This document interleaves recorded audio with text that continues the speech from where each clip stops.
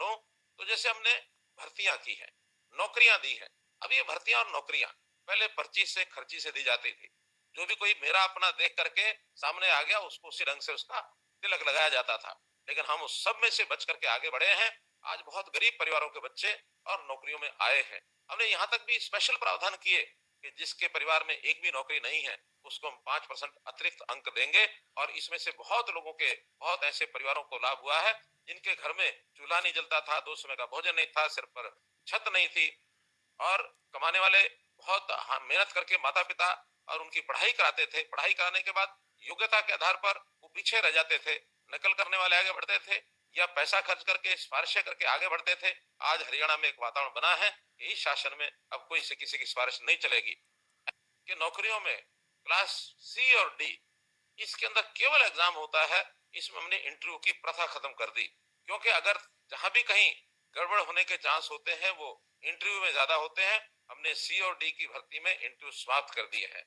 ऐसे ही नौकरी के लिए जो बार बार आवेदन करने का विषय आता था उसको भी हमने समाप्त कर दिया है। एक बार युवा को आवेदन करना है और एक ही आवेदन पर लगातार 3 साल तक जितने भी टेस्ट होंगे वो सब टेस्ट उसी फीस में उसी आवेदन पत्र पर वो दे सकते हैं।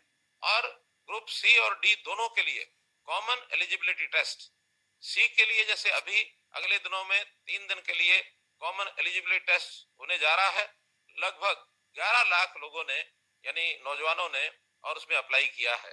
मैं समझता हूं कि ये एक ऐसा पारदर्शी तरीका है कि उनको बार बार एग्जाम नहीं देना पड़ेगा और एक ही एग्जाम से उनकी एलिजिबिलिटी टेस्ट हो जाएगी। बाद में पोस्ट के हिसाब से उनका एक और एग्जाम होकर के उनको नौकरी मिलेगी। जब ग्रुप डी का मामला आएगा वो भी इसी प्रकार से केवल एक टेस्ट होगा, वही उनका मेरिट के आधार के ऊपर चयन का वो टेस्ट होगा। उसमें भी उनको कहीं दूसरी जगह नहीं जाना पड़ेगा। इसलिए बार बार की जो परीक्षा है इसको छुटकारा लेने के लिए हमने इस सिस्टम को शुरू किया है। एग्जामिनेशन हॉल तक नकल कराना और नकल कराने के बाद भी फिर उसमें खाली पेपर छोड़ करके उसमें बातें भरना। ये तो हमारे अभी एचएसएससी और एचपीएससी लोगों को पता नहीं कहां से फार्मूला सूझा। उन्होंने एक 4 का तो आंसर होता है एबीसीडी में, तो ठीक आंसर लिखो। 5वां एक और दायरा लिख दिया कि आपने 4 खाली छोड़े हैं तो 5वें पर टिक करो कि मैंने इसको खाली छोड़ा है, वरना नेगेटिव मार्किंग हो जाएगी।